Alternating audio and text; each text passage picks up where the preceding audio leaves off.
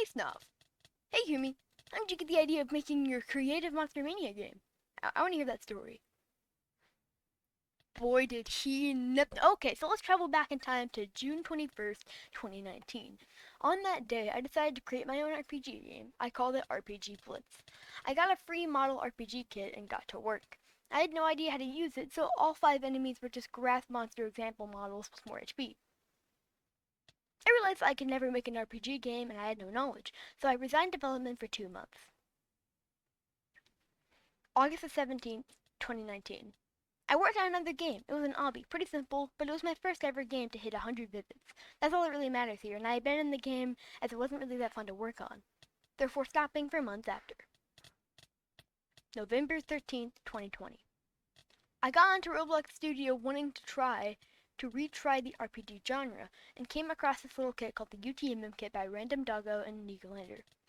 About 13 tutorials later, I know how to make a boss in a shop. I had zero knowledge on modeling, and around this time I started to upload much more frequently on my YT channel. It was a good month, and I got around 500 visits, and then I discontinued until further notice. 1 month later, I hopped back onto Roblox Studio and kept working on the game. My models were just a little bit kind of stupid. They were just literally colored dummies.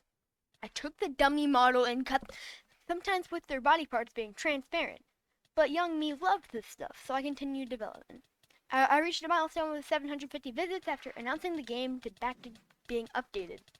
One day I accidentally removed a very crucial script in the UTMM code, and then saved. And then I left the studio without realizing, so as soon as I went back, everything broke.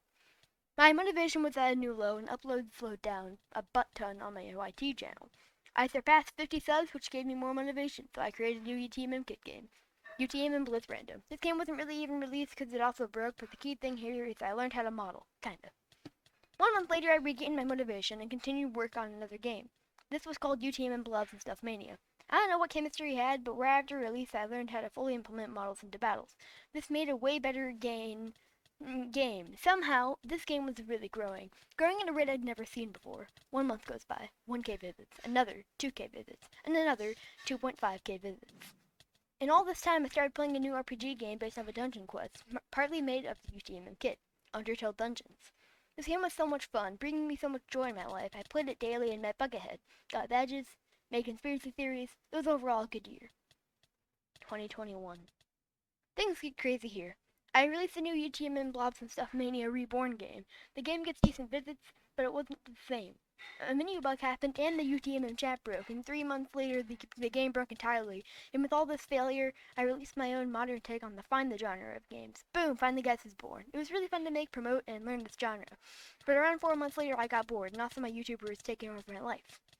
As soon as joining the fundamental community and more of UTD Dungeons and the UTMM Kit Help Center, I wanted something new, so I sat brewing ideas in my chair for months on end. And finally, a light bulb appeared above my head. What if instead of being creative, I do something clever, original, and interactive with YouTube? Boom! UTM Creative Mania Devlog is born, where I talk about my game entirely and let it be controlled by my fans. Having a lot of fun working on the project challenged me, and also building my YT channel to 150 plus subscribers. And now it's 2022, and I stand here today. Mic drop. And everyone, that's how I got here.